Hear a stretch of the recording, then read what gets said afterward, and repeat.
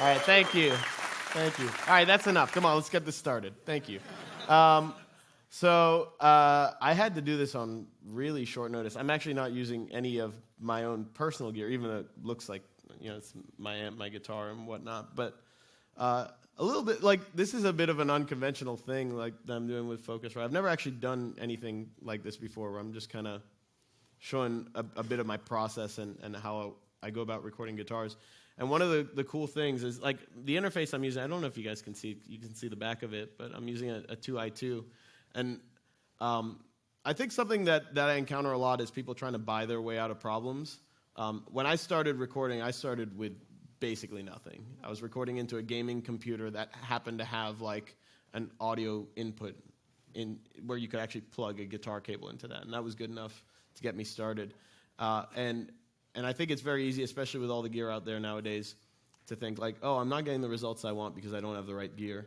But this is a very inexpensive interface, and I did all this in Dan's hotel room in about an hour. So it's not going to be great quality, but it's just kind of showing you how you could get a portable setup. I'd say the least portable aspect of this is the amp and the torpedo I'm using. You can use a modeler. Sweetwater sells my amp here, so I'm going to use my amp because it's sick. But but you wouldn't necessarily need this. It's actually a pretty portable setup, and we've written songs on the road. Who here has a Periphery 3? Okay, awesome.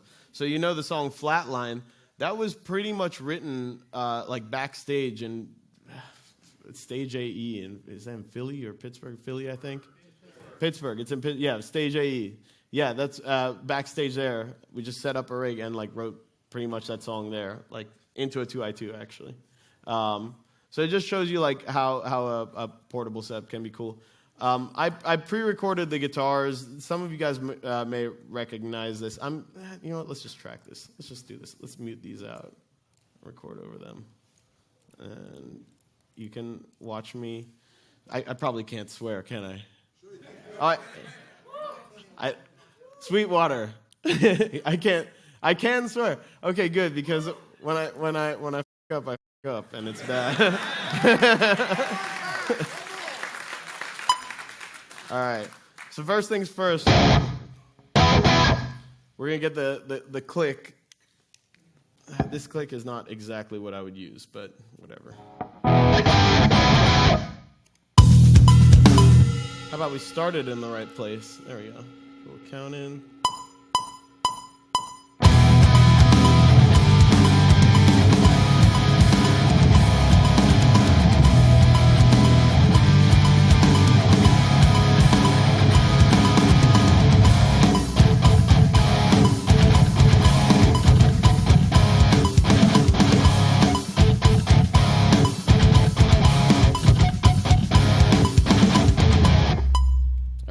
I actually can't hear a damn thing, so that was probably not very tight. Let's mute the bass and see if that helps things a little bit.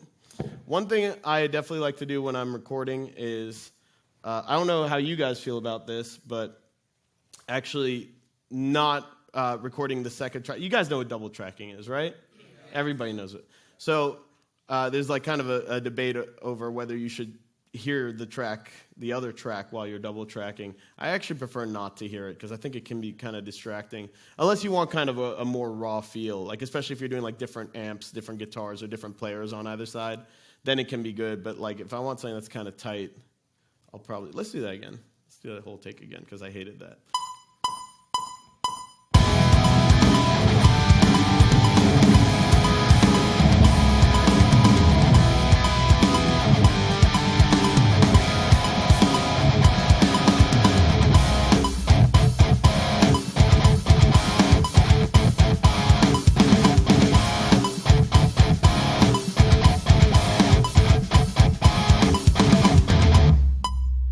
That's one. Let's do two. You actually start at the right spot.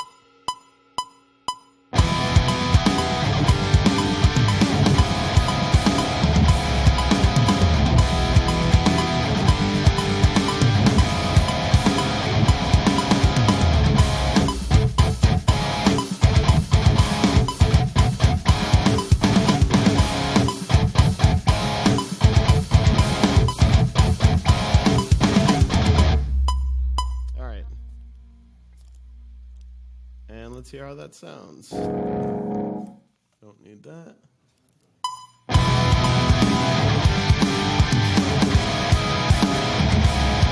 Those guitars sound like they are way too loud. And I didn't match the volume, so let's just clip gain those down. I pre-mixed this so that you wouldn't have to like watch me do that whole thing, but it's a pretty minimal setup I've got going here. You guys want to see what I got going on guitars? Yeah.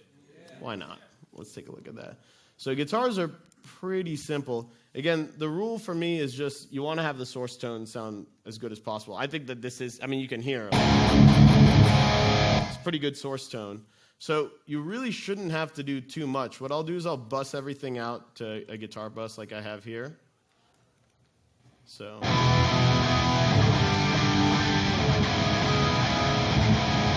and let's look at what I have on the inserts. I have Fab Filter, and because this is not my setup, we had to do a evaluation copy. So I'm just cutting some of the low end. I probably could cut a little more actually. You could go up to like 100 on that. Just give me like a kiss of a boost down here just to give it some weight. I find that taking anywhere from like 500 to 700 out can leave some space for the snare drum. And I just hate this 4K frequency here. Like, let me actually start this where it actually starts. But if I disable that, it's all that like shh.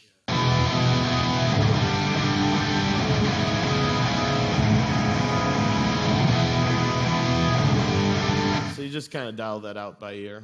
And sometimes I'll give it a touch more top end. This actually had like good top end. I don't know, how's it sound out there? Yeah, good top end. I really can't hear very much because these are open and I'm hearing the PA like slap back into these. So it's a little rough on my end. If this sounds bad, I apologize. So another thing that I do, which is kind of a cool trick that Nolly taught me, is mixing into a master bus. Does anyone here do that? You guys know what I'm talking about? Yeah? So, I mean, the idea is like, the philosophy behind that is that most source tones tend to be kind of dull, especially relative to what you expect from like a commercial mix. Like if you capture a drum set, if you capture a guitar tone, like just about anything, it'll be a lot duller than what you would kind of expect it to be. So if you know that you're going to be boosting high end, if you know you're going to be making general moves, you might as well do it at the end already, right? So I have like just a little bit of a top shelf boost there. I'm cutting obviously all the lows out there up to about 40 because I can always tweak that later and give it a little boost around 100 because that can give it some weight. And I mix into a bus compressor, which a lot of people think, is a bad idea, but it kind of works for me because, again, if you know that you're going to be compressing on your master bus, which you probably will be, compressors can really change how your mix reacts. And if I was using even a different compressor on this, it would sound pretty drastically different. So, and I like this. This is like an SSL, and it's got a high-pass filter. And what I'm doing with this very strategically, actually, you can see it in action, is what it's really doing is just kind of ducking the snare. I like my snare to really cut through the mix.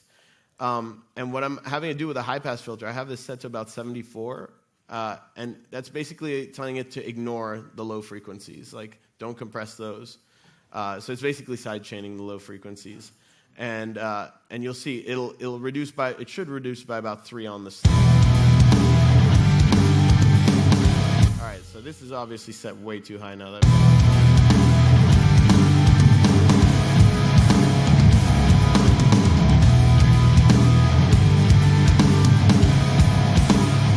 But you see how it's basically mainly reacting to the snare. It's like compressing a little bit, but that way you don't get like a super pumpy mix. Again, it's kind of hard to tell how all this sounds. I am mixing into a limiter. I do think that the limiter, in my case, is actually chopping some of the transients off the snare. It's kind of smoothing it out. And this is something that, like, obviously I'll take off if I'm setting it out for mastering. but it just lets you hear how your mix should react, and then your mastering engineer can hear what you're sort of going for. But yeah, it's pretty simple. Sometimes I mess around with having a tape saturator on there.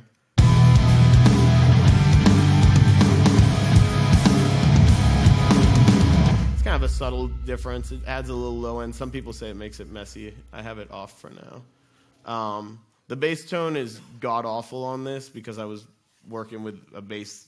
I have nothing for bass. I literally recorded it into the guitar amp and just tried to do that. So let's kind of ignore that side of things. On the creative side of things, once you have this is something I always like to play around with.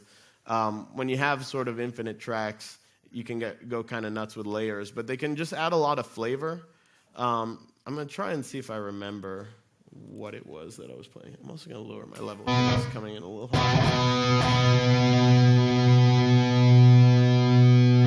I think that was this one. But obviously, you've heard me play this riff enough times. You know how it sounds. But you can hear how you can add some flavor to the riff by just adding some octaves and some layers.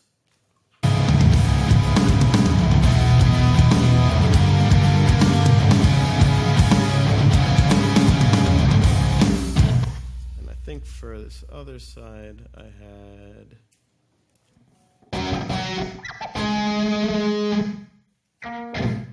I have to actually cheat and listen because I don't remember what I did. I was just kind of spitballing this morning. Oh, yeah. It's so simple. Like, it just sounds like nothing. But in context, check this out.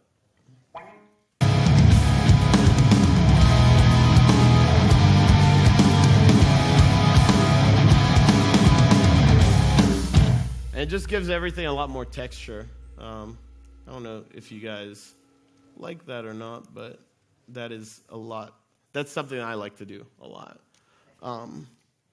So yeah, what I figured I would do is show you guys a little bit of my process, and then I'd open this up to questions if you guys have questions. Do you guys have some questions? Nobody's got a question. Okay, that's fine.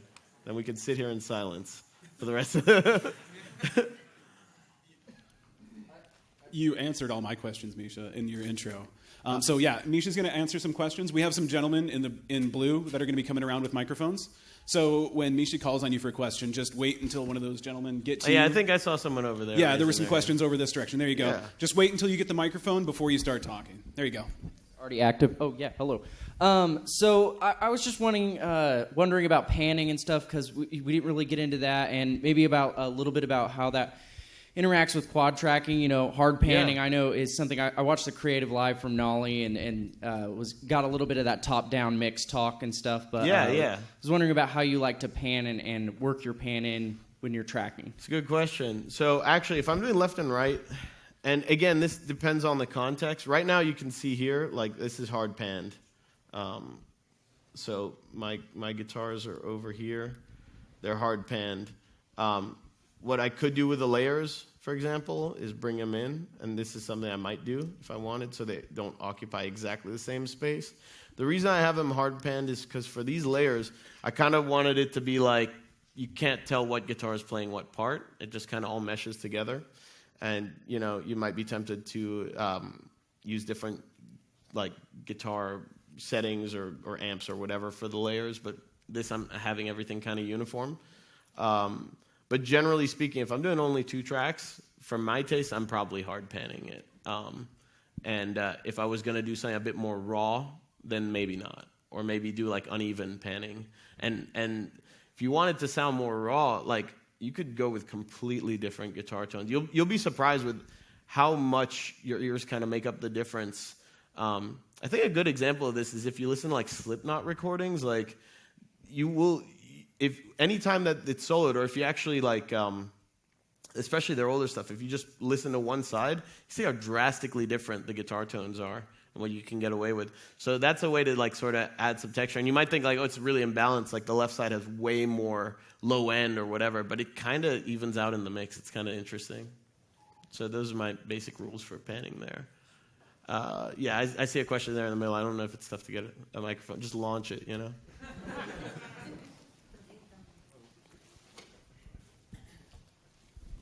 Thanks. I enjoy your music. Oh, thanks, man. Always. So I saw you doing with EQ, and you're thinking about the snare, and so now think about the band. Do you, when you're writing and you're thinking about the band, are the different guitars? Are you looking for spaces there? No. We sort of treat writing and the live show as two completely different things, because what I wouldn't want to happen is, like, let's say we have one guitar part, you know, you're double tracked and nothing more, and that's what sounds good. I wouldn't want to be like, well, we have 3 guitarists, so we should write 2 more parts. That doesn't serve the song, in my opinion. When we're in the studio, I'd say that the product is sacred. So, you know, there's people who get all worked up about, like, studio tricks or it's cheating if you do this or that. Like, none of us in the band care about that at all. We know that we're going to play it live. We know we're going to have to practice and pull it off. So as long as we're not doing something that's physically impossible, we know that it's just a matter of practice to figure it out. And even if things aren't 100% represented, like we're missing layers because we wrote so many layers and we don't have enough guitars, or, you know, put it on backing tracks or whatever, it's like, so be it. Like, the live show is its own thing, and the studio thing is really just this idea of a composition. So hopefully that answers, like, the approach. And that's how everything is approached when we're writing and recording. It's always just what will suit the song. Who do we have next? Okay, back there, yeah. So, quick question for you. So in Mark's session yesterday, he was talking about when you guys play live, so it's not muddy, or so you could all occupy your own space. Mm-hmm. You know, one of you is panned to the right, one of you is panned to the left, and then he's like down the middle. Do you? So in live, you're having to kind of mix the frequency and make sure that everybody's got their own space. Are you doing that in studio too, or is that treated completely different? It's actually treated differently. In the studio, you have so much more control. Like, live is almost like just constantly mitigating disaster, whereas the studio, you can, like, you know, make things sound good and really refine the tones and find things that work. Live, I have to hand it to our sound guy, Alex Marquides, because he will... We're feeding him the same source tones, basically. Any differences you'll hear will just be in our playing styles, which does yield some differences, but he's compensating for that and, like, making everything work at the board, whether it means, like, some venues panning, Jake's usually in the center, panning him slightly off-center to leave more space. It just depends so much. You know, the one thing that's different, especially, is, like, live, you don't know what system you're going to be going through. You don't know how the room's going to react. That's a huge thing. And you just kind of go there and figure it out as you go. And you have to do it pretty quickly, too. In the studio, you can take your time. And if you hate your guitar tone, you just reamp it, you know? You have the time. You could retake you could do the takes over if you wanted. And you can get rid of parts, you know? So you just have this flexibility in the studio that you don't have live, and it requires... it's the reason I don't think I could ever do live sound, because I like to sit down and take my time with stuff. And you know, a live guy has to be able to do that immediately. So, yeah. Who else we got here? No one else. We got a shy bunch. All right, there we go.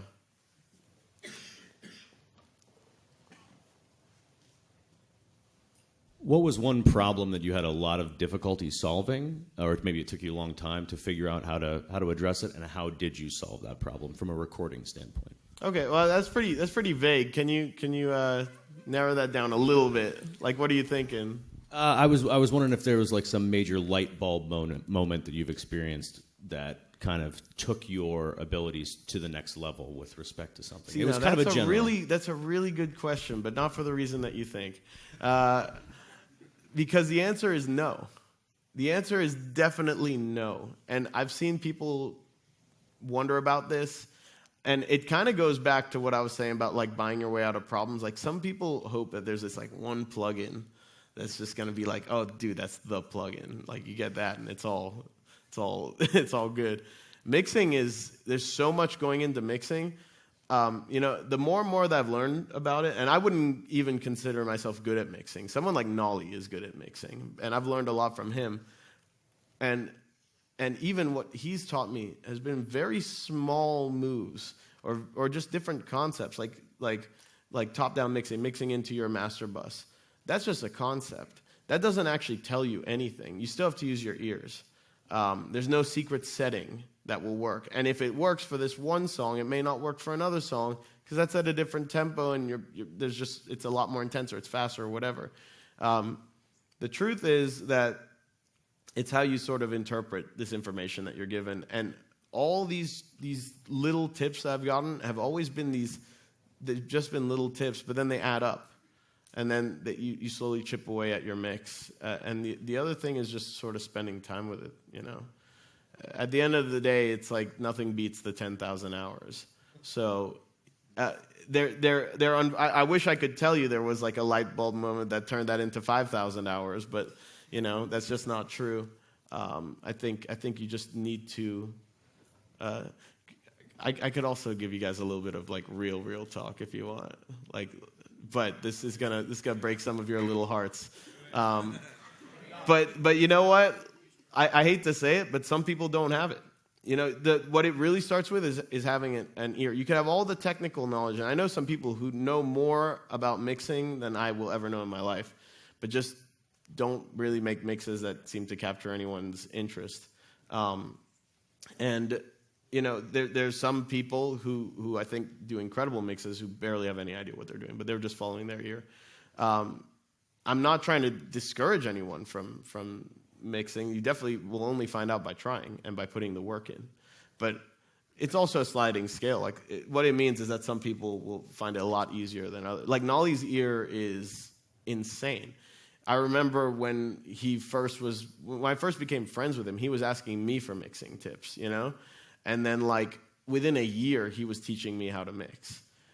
So he just had a mind for it. He had an ear for it. Some people just get it. And again, I don't even consider myself good at mixing. I feel like it's been a real labor of love because I'm not great at learning stuff. I like to go in and figure things out for myself. I probably would have saved myself a lot of time and heartache if I'd read the manual once, So, yeah, again, it may not be the answer that you wanted to hear, but that is kind of the truth to that. Is there's no little secret. I'm showing you guys what I'm using here, and nothing is really giving away anything that's special. It's kind of just normal stuff. Yes, back there. Can you describe in a little bit more detail, how when you layer different guitars, how are you panning them and how are you equalizing them? Yeah, I mean, what I was doing was just hard panning these. These guitars are all running to a bus, so that's actually the only plug-in. There's no plugins on. This is just a tuner here, and a delay on the center channel in case I was going to do a lead, which I didn't do. So really, the only things you're hearing are just summed to this guitar bus, and I've just got an EQ. Oh, and I was going to show you this trick. This is kind of a cool trick. Sorry, I'm all over the place. But you guys know the multi-band trick for palm mutes? Yes? No? Yeah? Okay, so one person does. Everyone else doesn't. So here, let's solo the guitars. What happens with palm mutes is, sorry to change the subject, but I actually did want to talk about it. I just forgot. What happens with palm mutes is you introduce a lot of lows and low mids into your signal. So if we were just solo the guitars in.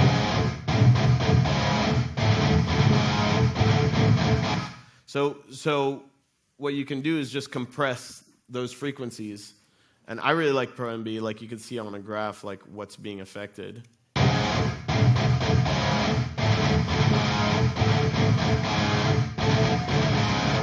And if that wasn't activated, you can see how those frequencies are kind of becoming boomy. And that's also precious space for your kick and your bass. So if the guitar is occupying that, it's just going to be mud down there. Your mix will actually sound bigger if you reduce that. And it's counterintuitive because you kind of think you want your guitar tone to be as full and meaty as possible, but in the mix that's not always the case. So this is kind of a cool way of doing it without having to EQ that out, because what happens then is like on chords or when it's sort of naturally not introducing those frequencies, it'll have it, it'll be balanced. But when it's out of control, it just compresses those frequencies and keeps them in check. So hopefully that makes sense, right? Yeah, everyone's an expert on this now. Cool. Next question. Back there. And then we'll come around that way. So you described playing live as a constant mitigation of disaster. Is that a general statement for all genres of live music in general, or is that strictly a prog metal thing? I think that's like more like some insight into what goes in my head, like, and some neuroses that I may have, but I think to some degree it's true. And I think with metal, you're working with very unfriendly source tones. Like distortion sucks, and it's very tough to work with. If you are doing like something that doesn't have distorted guitars or something like EDM, it's very easy to get a one-to-one representation of what it would sound like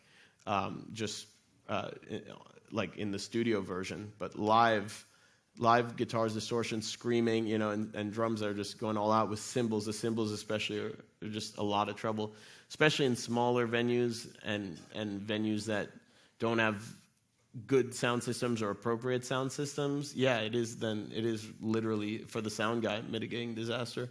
For the band, maybe it's if you don't practice enough, I saw some questions around here. Yep. Hi, I just wanted to talk ask you about how you go about recording high gain guitars and keeping them nice, clear, and punchy, but still searing with plenty of gain. Yeah, I've been listening to Periphery for a really long time, and you always have. We could go over the guitar tone. You want to just go over what we're doing here? I mean, I showed you what I'm doing EQ wise, but the source tone's important. Yeah. This is my PV Invective. It's like kind of a modified 5150 block letter on the lead channel. So it's what I'd say is like a more modern kind of refined version of that. But the reason that's important is because that amp actually happens to record very well. I learned this lesson like early on because I had like Engels and Diesels and all sorts of really fun amps.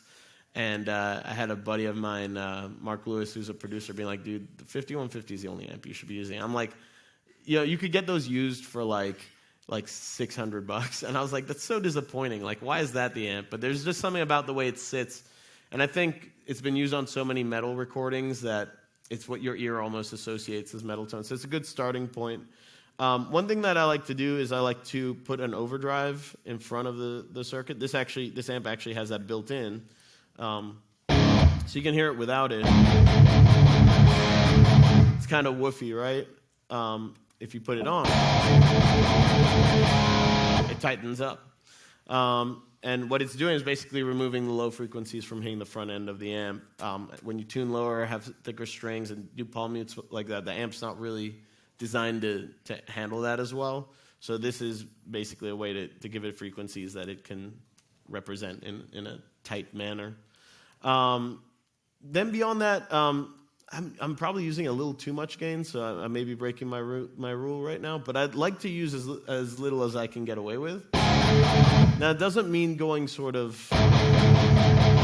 You get a little anemic here, and what I want to hear is like some saturation. I want to hear the sort of different strings interacting with one another. So I'll sort of dial it in for that.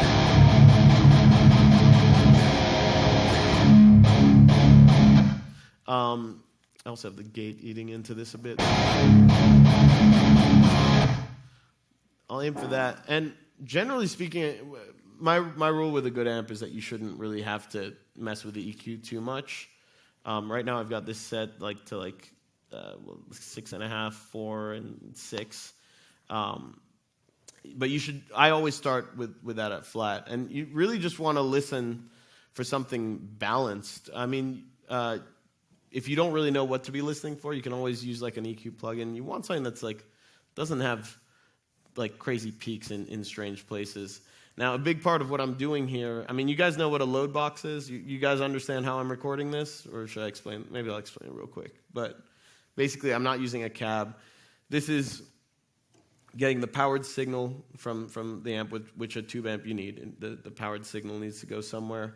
And then there is a cabinet simulator, which is a very complex EQ curve, which basically simulates how it would sound if you put a mic up to a cabinet. Right now I'm using, I think, a Mesa 412 emulation. Again, at home I would use my own personal IR collection because Nolly made them and they're really good. But I've always loved the way these have sounded through Mesa cabinets. And a large part of that is the Vintage 30 speaker. Again, it's a flawed speaker, and I think this is probably captured with a 57. It's kind of an interesting lesson because that's what, like a $99 microphone on like a speaker that a lot of people consider to be broken. However, that combination has been used for so many metal albums. It's, again, what our ears tend to associate.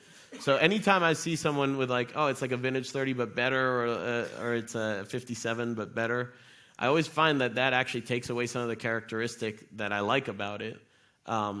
So that tends to be my go-to is like, 5150 style amp with a boost in front of it, in front of, a cab with Vintage 30, and you're miking that up with a 57. What's kind of interesting is what you can do is you can introduce some other mics for color. So sometimes we'll use like a Neumann Cam 184, which is a really nice, expensive mic. It's like $1,000, $1,500, something like that.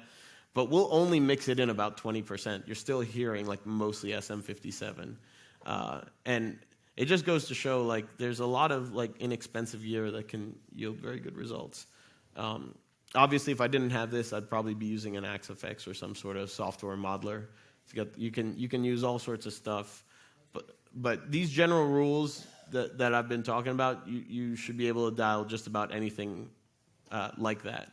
Just use your ears, So not too much gain. Try to keep it kind of flat, and then tweak from there. And try to get your source tone as close to what you think would be a good tone. Don't go too crazy with the low end because the bass is going to need to do the work. And don't go too bright on the top end because it's going to kill everyone's ears. So those would be like sort of the basic starting points. You should be able to dial in just about anything with those rules. Who do we have after that? Okay, over there, yeah. And then I don't know if there's people on that side. I feel like we've been neglecting that side. We'll move over there.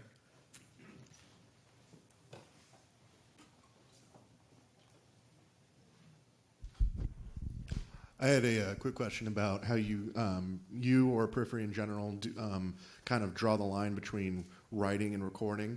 And so sometimes you'll get into that and you'll start layering and, ooh, that's nice, ooh, that's nice. When do you guys draw the line and say, no, this is the song, this is where it ends? Yeah, it's a tough one. It's definitely an iterative process, and we're chipping away at it. One thing that we learned with time was, when I first started, I was writing everything instrumentally and arranging everything instrumentally, and then just giving it to our singer Spencer and being like, put vocals over this, which sucks. Like that's not how you write a song. But I didn't know any better, and I'm not a vocalist, so I didn't have the sort of context to understand why that sucks. With time, what we started to do is maybe write sections that flow into one another pretty well, and that definitely have a vibe, belong in the same song. But then we'll get Spencer involved to actually arrange it, because what we may think is a chorus, he may hear as a pre-chorus or a verse or just a bridge or a completely different part, and we'll just try to arrange something. And that's more traditional arrangements. We also do very weird long arrangements sometimes, but it's just working with him so he has the space to do what he wants to do. And then from there, it'll probably change as he writes to it. And then, one thing we've probably taken some care with is restraint on layers. Because, again, when you have all these, like, I can add as many tracks to this, as much crazy stuff as I want. And back in the day, I was just so fascinated by that. That's like, oh, let's just go nuts. But with everything you add, you're taking up space in the mix. And if eventually vocals need to be on this, it's just everything's going to be fighting for space. So I think trying to keep that in your back of your mind is really helpful. And that's something that I'd say is one. Both of those things are things I think that we worked on the most with like the last 2 albums that we did. Yeah. Anyone on this side? Okay, we got up there. Yeah. And then we'll go to you. So for either yourself or Periphery, are you okay with doing like guitar editing like flex time? And if you do, to what extent? Yeah, so that's an interesting question, because that goes back to what I was saying. It's like we're okay with doing whatever. Like there's some cool techniques in Cubase where you can like I could take this section here. I'll definitely do this when I'm demoing. I don't know how well it'll work because I haven't tried it on this, but That's 8 notes, I think. So what you can do is you can actually just have it divide it. Anyone use Cubase here? Not enough people. Well, I'm going to convert you maybe. So you can divide audio events at hit points. And then it will not do that for some reason. Let's see if it has anything to do with the fact that there's something underneath here. But yeah, it's like flex time, I assume, is what they have in Pro Tools, right? It's probably a similar thing where it just detects the transients. Yeah.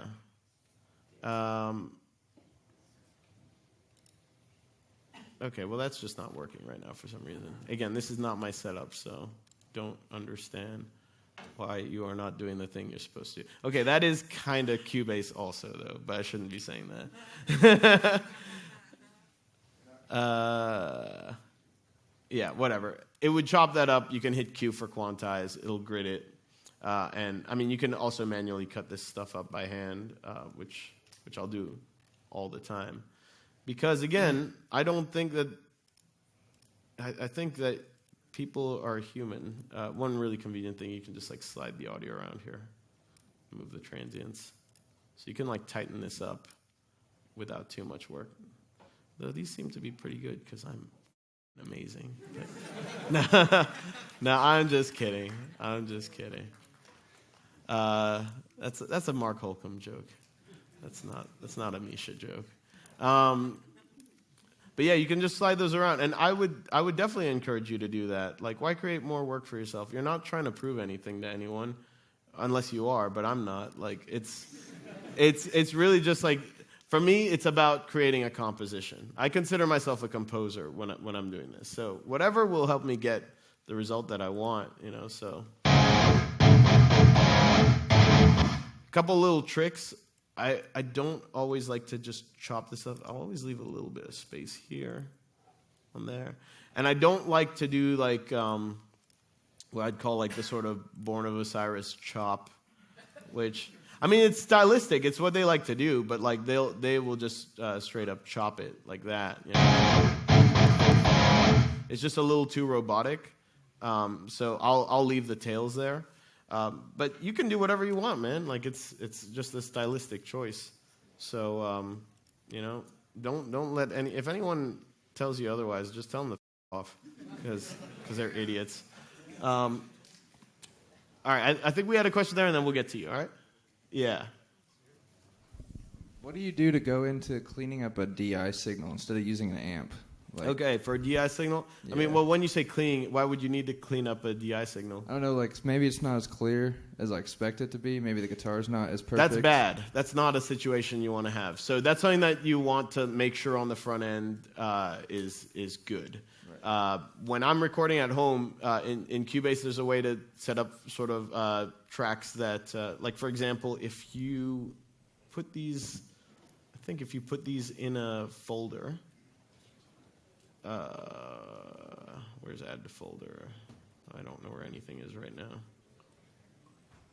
Let's just add a folder track. So if you put these in a folder, you can enable group editing, which is there.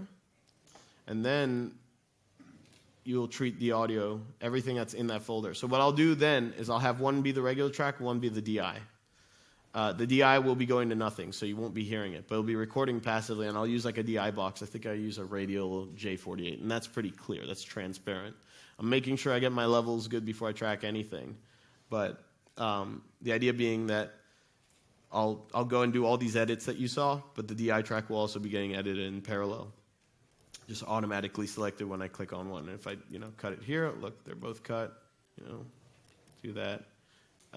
It'll clip gain both, so that's one thing at the end. You'll have to just make sure everything's the same level or back to zero if you have been clip gaining stuff.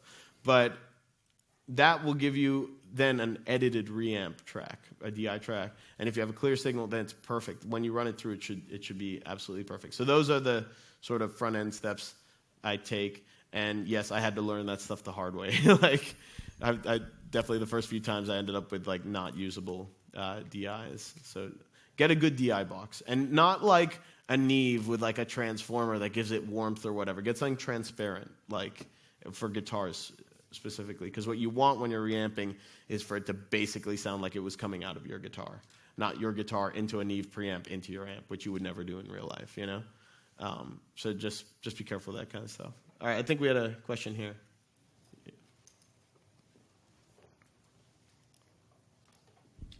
So I'm assuming that this is close to what you have at your home studio setup.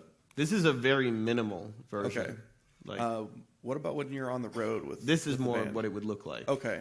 I would Does have this like seem an a little Axe effect cumbersome instead of for- this or something, but like, yeah, I mean, I'm using like an entry-level interface, but this is bus-powered. It's one less thing to plug into a wall. And it just kind of shows you that you can get kind of complete results with the entry-level thing. The thing that my full-on at-home interface has is better converters, way more inputs and outputs, and it has pre's on a bunch of those inputs. So it's just, you can plug a lot more stuff in, and I have a lot more stuff to plug in. On the road, I don't need very much, and I'll take portable and bus-powered over complex with better conversion. So when a riff hits you when you're like on the road, you got to get it down. Like you have a similar setup to this. I have to set it up, which sucks. Okay. So like, you know, sometimes like I have to hope that I don't forget the idea. So I asked Mark kind of the same thing. Like, Yeah. what do you do when inspiration hits you? Like Record it on your phone. Sing it out on your phone. Like oh no, don't no. You have a camera on your phone. Right. You don't need to. I know. I don't need to embarrass myself singing on my phone. Like maybe you have a wonderful voice, you can get away with it. But yeah, just record. I have like a backlog. I guarantee that Jake and Mark have like hundreds of videos of riffs. And sometimes when we're in the studio and recording and we're kind of stuck, we'll just kind of look through the phone. Sometimes you'll find something that works. You know, happens to be the right tuning, or happens to be something that you can shift over. It's like, oh, let's try it out. And sometimes it does work. So, yeah, use technology to your advantage there. Thank you. Yeah. All right. Okay, over there, and then over there. Yeah. We've got a plan. So I know that a lot of people, when they go back and listen to mixes they've done in the past, they usually either hate it or they love it. But what are some things that moving forward that you do now as like kind of a standard that you learned from old mixes that you hated or didn't like as much as the ones you do now? Yeah, I'd say that the top-down mixing was a really big thing for me. Mixing into your master bus. That was something that really sort of changed things for the positive and helped things translate more the way I'd expect. A lot of people don't realize like how much or how little mastering can do for you. And I guess in my case, sometimes the mastering would change the character of things like the drums. Because like a limiter is like oftentimes like chopping transients, and that can change the character of like a snare drum, for example. So I think like controlling as much of that on the front end, if you really have a vision for that, that's helped. Experience has helped as well. I think it's normal to always hate your mixes a little bit, or not hate them, but find things that you do differently. And I mean, if you think about it, that's a good thing. It means you're making progress. Like if you loved it and thought it was the best thing ever, then, you know, where do you really go from there? So with, you know, I think our mixes have gotten better and better, and more importantly, closer to the vision that we had when we set out. There is one thing that we should talk about a little bit. Do you guys know what demoitis is? Okay, we're going to learn about demoitis. And it's kind of a problem. It's kind of a thing. And we've encountered this a little bit too. You know, you can get good results with a setup like this, and then you'll demo your whole thing. Especially nowadays, you can get like basically professional sounding things on your home setup, and then when you go and record it for real, it sounds different. And a lot of times it'll sound worse, just because your ears have been used to hearing this mix and this character for however many months. However many times, like probably hundreds of times, listening over and over, and then you hear it, and it's different. And because your demo quality wasn't complete garbage like it used to be back in the day when you were doing it on like Dan's 4-track, you know, like you know, you have this comparison, and it's been a problem for us. I don't know if anyone here knows what I'm talking about. Raise your hand if you do. Yeah, so there's a few people you know. It's like you get so attached to your demos. That's one of the things that you kind of have to separate. You have to take a step back. That can be pretty tough. I know that's not entirely what you were asking, but it's kind of an important point to talk about. So let's all work together to fight demoitis. Just the awareness alone is a big thing. If you just know that, like, hey, maybe sit with this new mix a little bit before you think it sucks, you know? Because it may be very possible that you're in a mindset where anything other than the demo will just sound worse than the demo, and then might as well just put that out, right? Where was that next? Oh, it was in the middle, yeah. And then I see another one back there. It's good. We're getting more interactive. I like it. We've only got like a handful of questions left. You can ask me anything. You can ask to look. Yeah, I just got a quick question about the Get Good Drums. Yeah. Is it a VST or is it standalone? And how do you incorporate it into your music? I mean, you're a guitar player, you're not a drummer, so. Yeah. So interestingly enough, well, first of all, to answer the first part of your question, it runs in Contact. Does everyone know what Contact is? Raise your hands. Yeah, so it's basically a sampler. There's a bunch of libraries that you can load into it. Like this is just one that you load. The player version's the free one, so if you buy Modern and Massive, for example, you don't have to buy any other software. Contact, I'm not going to lie, is it's good, but it can be quirky. So like it took me a little bit of time to get this all set up for you guys today. But once it's all set up, you can save a template, and then you never have to set it up again. So that's a good thing. And yeah, like, you know, it's funny because you say, like, I'm a guitarist. Well, the guitarists are the main market for this. Drummers don't want this. Right. Guitarists want this software because it gives them the ability to not have to learn how to play drums, to have, like, a finished product. And, you know, Modern and Massive was our vision to kind of create our ideal sort of rock drum set, you know, which is why it's this sort of setup. And there was just a lot of stuff that, like, I actually cut my teeth on the tune track stuff, you know, for like a decade. And it was like, after a while, especially with Nolly in our group, it was like, well, what would happen if we tried to do our own version, you know? Like, one of those, like Jeremy Clarkson would say, like, how hard can it be, right?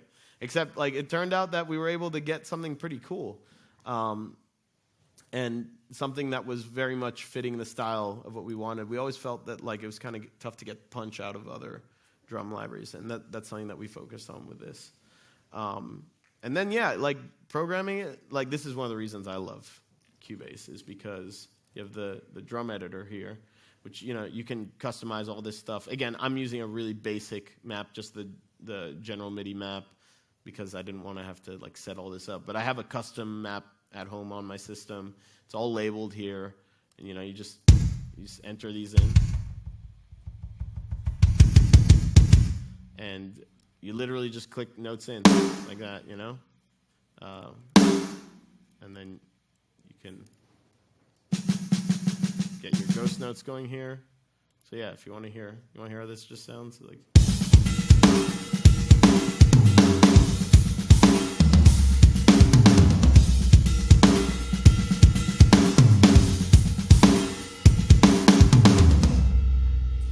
And you don't necessarily need to know how to play drums to do this. You just need to know the mechanics. Like, there's a lot of very strategically done things here. Like, for example, on the fill here, you know, the cymbal stop. You only have 2 hands and 2 feet to work with. I'm doing a pedal chick the whole time here, so you can't really do open hi-hats on that. Just little things. And you'll just learn, you'll build your own style with it. Like, I definitely have my own programming style. I have my tendencies, and other people have different ones. Love to throw ghost notes absolutely everywhere, as you can see. It would probably be tough to play exactly this. I don't know. Matt probably could. Our drummer probably could, because he plays ghost notes all the time. But and I actually do program with him in mind. That's the other thing. You guys want to know a cool little trick for humanizing drums in Cubase? Yeah? Yeah, the 6 Cubase users are like, yeah. Well, this is going to make you wish you had Cubase, because it's really sick. So there are obviously humanizing functions. These are things that basically keep things from being exactly on the grid, because literally no drummer plays exactly on the grid.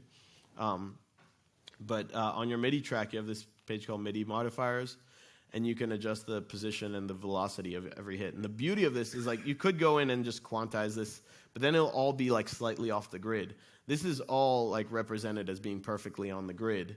So for your purposes, like moving it around and you know, dragging these regions around is not a pain at all. But then in real time, it's sort of, I have it set to randomly, you know, every hit is a value of 0 to 7 late.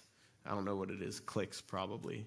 But depending on the tempo, like a different value will sound better or worse. Like if I bring that up, it'll sound like a drunk.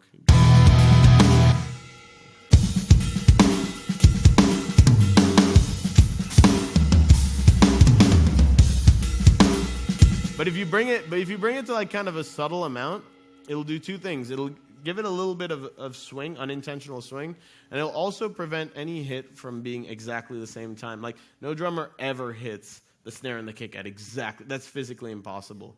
But when you have everything like sort of like sample accurate starts, that is what's happening every time. So that makes it sound unrealistic. So by just putting that in there, everything's flamming slightly, which makes it sound more like a real drummer.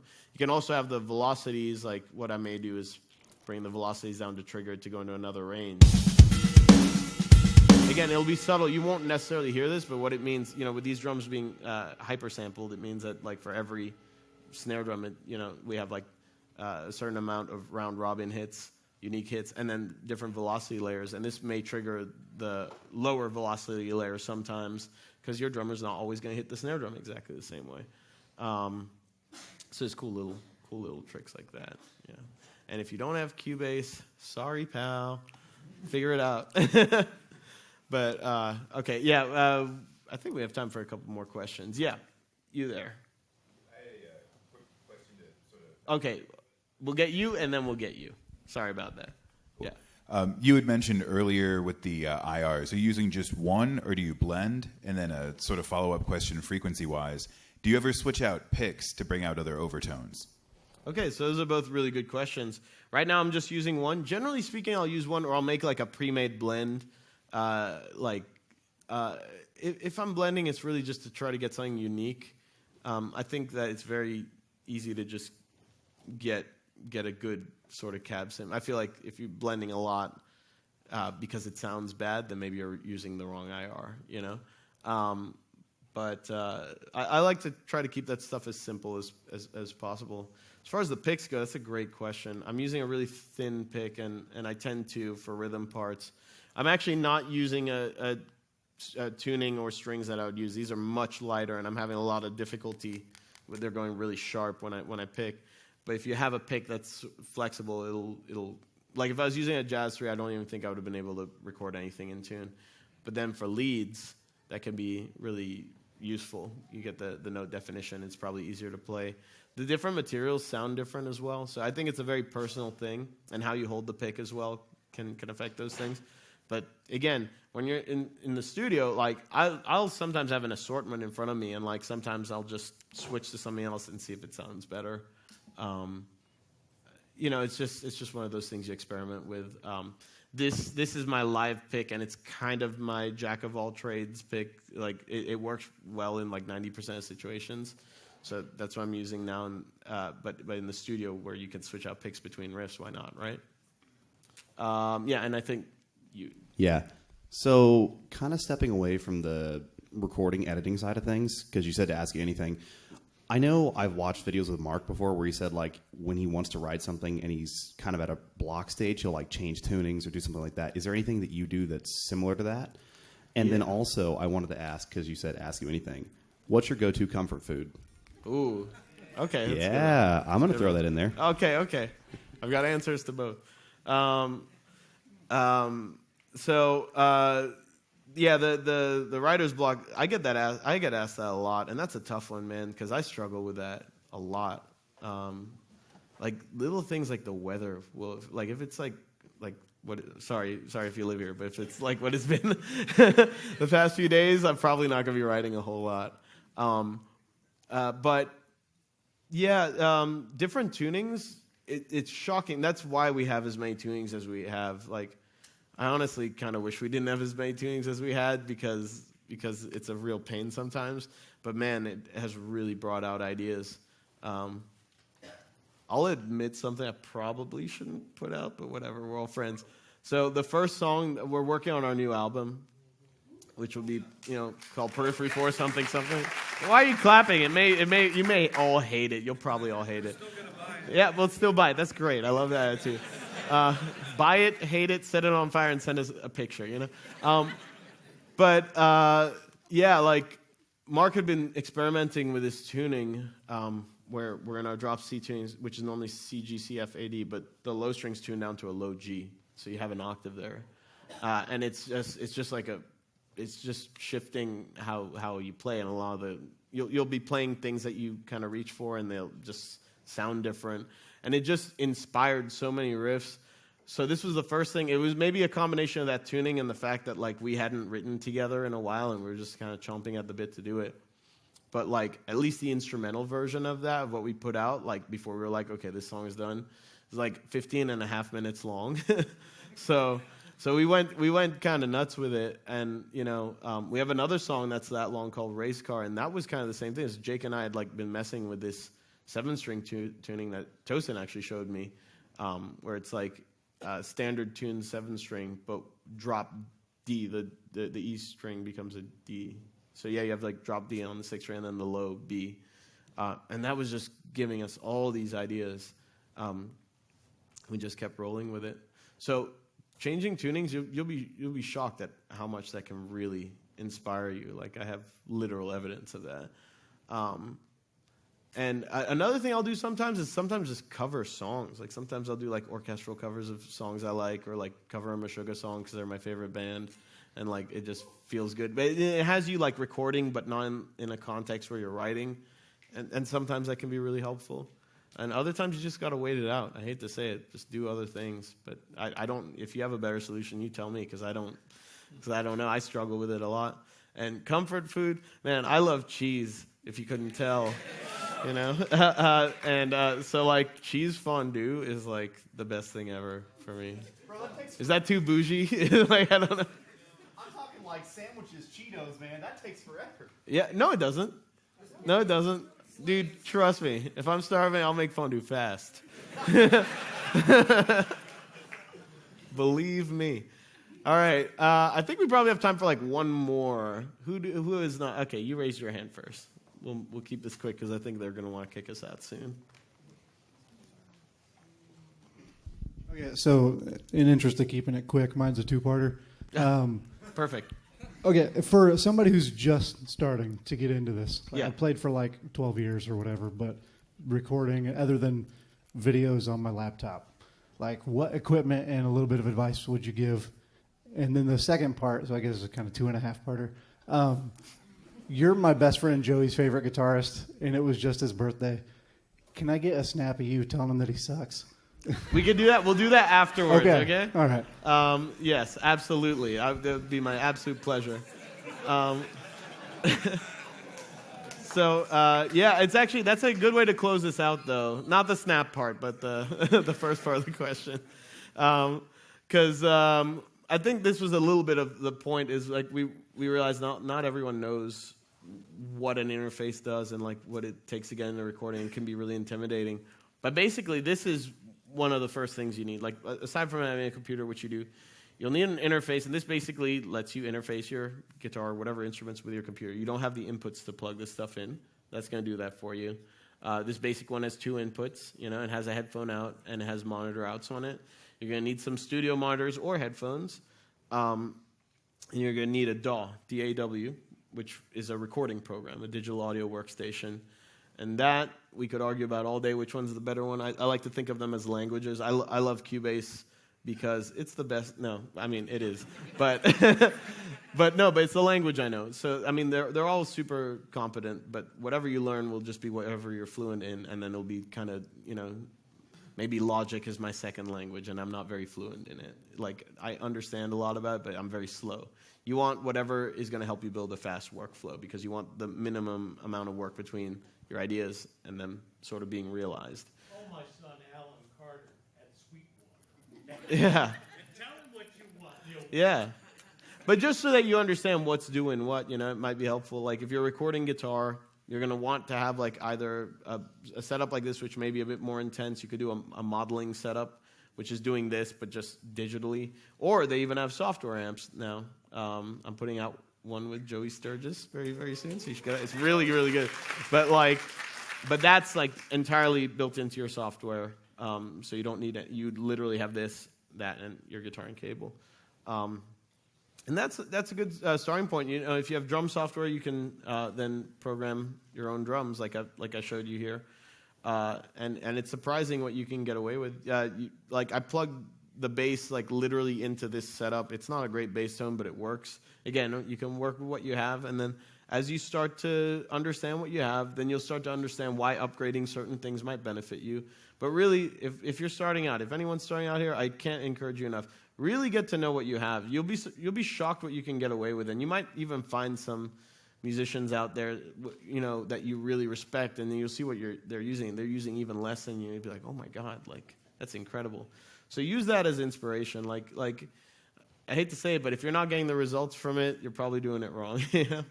There's a way to get something out of it. Yeah. And on that note, I think we are out of time, right? All right. Well, thank you so much for coming out, guys. Let's give it up for Misha.